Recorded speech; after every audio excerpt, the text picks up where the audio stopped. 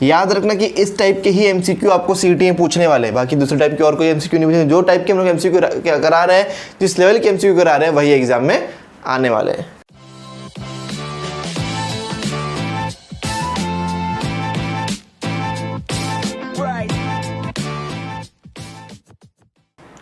Hey guys, welcome back to GKP 360। हम लोग शुरू करते हैं अपने एमएसटी सीईटी के एमसीक्यू फिजिक्स के जो हम लोग कंटिन्यू कर रहे हैं, ठीक है। तो एमसीक्यू जो है हम लोग यहाँ पे सॉल्व करेंगे। अगर इससे रिलेटेड कुछ भी आप लोग को डाउट है तो आप लोग मुझे व्हाट्सएप पे टेक्स्ट कर सकते हो 8425936062 पे। और अगर आप लोगों को किसी भी कॉन्सेप्ट पे अगर लेक्चर चाहिए, किसी पर्टिकुलर टॉपिक पे लेक्चर चाहिए, तो उसके लिए भी आप लोग सेम नंबर पर टेक्स्ट कर सकते हो। तो उसके लिए आप लोग को अलग से क्रैश कोर्स ज्वाइन करना पड़ेगा, सारी डिटेल्स आपको व्हाट्सएप पे मिल जाएंगी, ठीक है। यहाँ पे हम लोग जो बेसिकली इस चैनल पे से हम लोग क्या कर रहे हैं, एमसीक्यू सॉल्व कर रहे हैं। तो और ये एमसीक्यू जो है सीईटी लेवल के होंगे। पहला क्वेश्चन जो बोला, torque acting on a rectangular coil carrying current I situated parallel, ये मैंने पैरेलल की साइन बनाई है, situated parallel to magnetic field of induction B having number of turns N and area ए।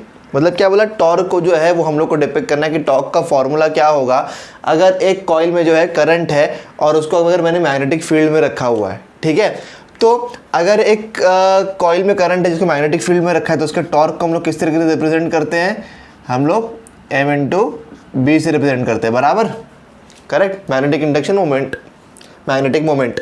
तो मैग्नेटिक मोमेंट का लेकिन फॉर्मूला क्या है, वो फॉर्मूला है NIA, बराबर। मैग्नेटिक मोमेंट का फॉर्मूला क्या है, NIA। तो टॉर्क को हम लोग किस तरीके से रिप्रेजेंट करेंगे, NIA क्रॉस B। इस तरीके से जो है हम लोग उसको रिप्रेजेंट करने वाले। तो टॉर्क को पहले हम लोग किस तरीके से रिप्रेजेंट करते हैं, ये टॉर्क किसके लिए है, जिस कॉइल में करंट है और उस कॉइल को जो है हम लोग मैग्नेटिक फील्ड में रखते हैं। तो टॉर्क को रिप्रेजेंट करेंगे torque is equals to M into B. लेकिन मैग्नेटिक M क्या है, मैग्नेटिक मोमेंट, B मेरा क्या है, मैग्नेटिक इंडक्शन। मैग्नेटिक मोमेंट को हम लोग का फॉर्मूला क्या है, किस तरीके से रिप्रेजेंट करते हैं, NIA से रिप्रेजेंट करते हैं। तो NI into A cross B, ठीक है। तो ये फर्स्ट वाला हमारा फॉर्मूला हो गया। सेकेंड वाले में अगर हम लोग देखेंगे तो देखो इधर क्या बोला हुआ है कि a force F vector form में रिप्रेजेंट किया कि -5y - 7j + 3k acting on a particle causes displacement S is equal to 3i - 2j + ak in its own direction. If the work done is 14 joules, work done हम लोग को दिया है, then the value of A is. तो हम लोग को मालूम है कि वर्क डन का फॉर्मूला क्या, डॉट प्रोडक्ट में आता है फोर्स इंटू डिस्प्लेसमेंट। तो वर्क डन हमें 14 जूल्स दिया हुआ है। लेकिन वर्क डन क्या बोला हुआ है कि -5y - 7j + 3k into displacement कितना दिया मेरे पास, 3i - 2j + ak। ये हमें डिस्प्लेसमेंट दिया हुआ है और हम लोग को a की वैल्यू फाइंड करने बोली है। तो 14 इज इक्वल्स टू -5 इंटू 3 कितना का, -15, और डॉट प्रोडक्ट है तो आई स्क्वायर कितना होता है, 1 होता है, बराबर। तो इसलिए वो -15 रहेगा। तो -15 - 5i इंटू 3i कितना का, -15 i²। लेकिन डॉट प्रोडक्ट तो आई स्क्वायर क्या होता है, 1 होता है। i² j² k² क्या होता है, 1 होता है। -7 इंटू -2 + 14 + 3a। तो 14 इज इक्वल्स टू -15 + 14 कितना का, -1 + 3a। तो 14 + 15 इज इक्वल्स टू 3a। तो a इज इक्वल्स टू जो है वो 5 हो जाएगा। तो a की जो वैल्यू हमारे पास रहेगी वो कितनी हो जाएगी, सॉरी 15 पे मैंने टिक कर दिया, ऑप्शन से 15 था, हमारे पास आंसर जो है वो 5 हो जाएगा। तो ऑप्शन बी जो है वो 5। क्या करना था, डॉट प्रोडक्ट सिर्फ निकालना था, फोर्स इंटू डिस्प्लेसमेंट का। फोर्स इंटू डिस्प्लेसमेंट का डॉट प्रोडक्ट क्या होता है, वो वर्क डन होता है। वर्क डन हमें पहले से 14 दिया होता है और हम लोग ने इस तरीके से डॉट प्रोडक्ट से वैल्यूज जो है वो उसकी फाइंड कर ली। अब आते हैं थर्ड वाले क्वेश्चन पे, देखते हैं किस तरीके से हम लोग सॉल्व करेंगे। याद रखना कि इस टाइप के ही एमसीक्यू आपको सीईटी में पूछने वाले हैं, बाकी दूसरे टाइप के और कोई एमसीक्यू नहीं पूछेंगे। जो टाइप के हम लोग एमसीक्यू करा रहे हैं, जिस लेवल के एमसीक्यू करा रहे हैं, वही एग्जाम में आने वाले हैं, ठीक है। क्वेश्चन नंबर 3 पे आते हैं। A particle is performing linear simple harmonic motion of amplitude.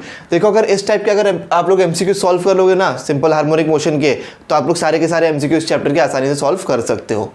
तो क्या बोला, particle is performing linear simple harmonic motion of amplitude a when it is midway between its mean and extreme position. वो midway पे है, उसके amplitude का आधा होगा।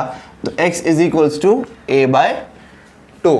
The magnitudes of velocity and acceleration are equal, मतलब v जो है वो a के इक्वल होगा। तो a क्या होता है मेरे पास, ω² x। एक्सेलरेशन तो मेरा ω² x है ना, और v का फॉर्मूला क्या है, ω is equals to √a² - x²। ये वेलोसिटी का फॉर्मूला है, बट हमें मालूम है कि वेलोसिटी जो है वो a के इक्वल है, बिकॉज क्या बोला, the magnitudes of velocity and acceleration are equal. तो जो एक्सेलरेशन का फॉर्मूला होगा वही वेलोसिटी होगा। तो omega square x is equals to omega under root of a square minus x square.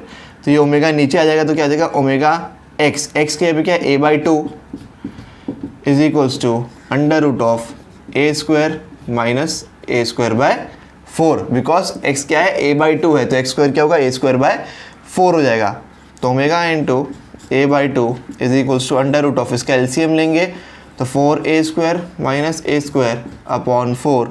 तो omega is equals to a/2 is equals to 3a square by 4। अब क्या करेंगे, इसका स्क्वायर रूट निकालेंगे। तो omega into a/2 is equals to root 3a by 2। ठीक है, बाकी इसको यहाँ पे हम लोग कंटिन्यू कर लेते हैं।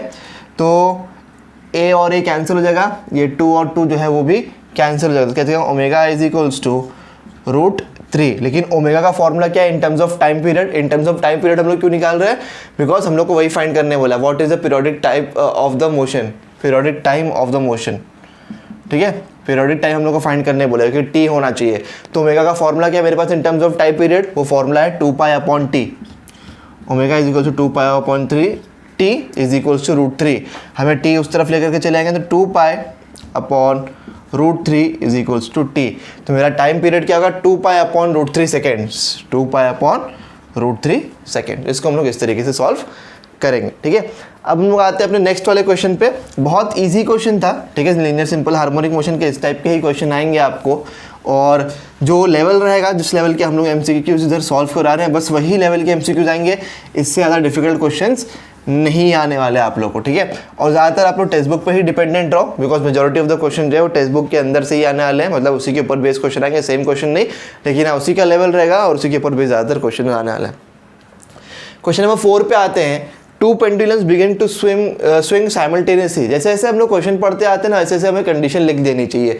तो अगर 2 पेंडुलम जो साइमल्टेनियसली अगर स्विंग करते हैं तो क्या फॉर्मूला होता है, N1T1 is equals to N2T2।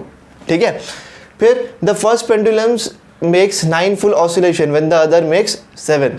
तो पहला पेंडुलम जो है वो 9 ऑसिलेशन लेता है, जब दूसरा पेंडुलम जो है 7 ऑसिलेशन लेता है। मतलब कहने का क्या मतलब है कि जब दूसरा पेंडुलम 7 ऑसिलेशन कंप्लीट करता है तो पहला पेंडुलम जो होता है वो 9 ऑसिलेशन कंप्लीट कर चुका होता है।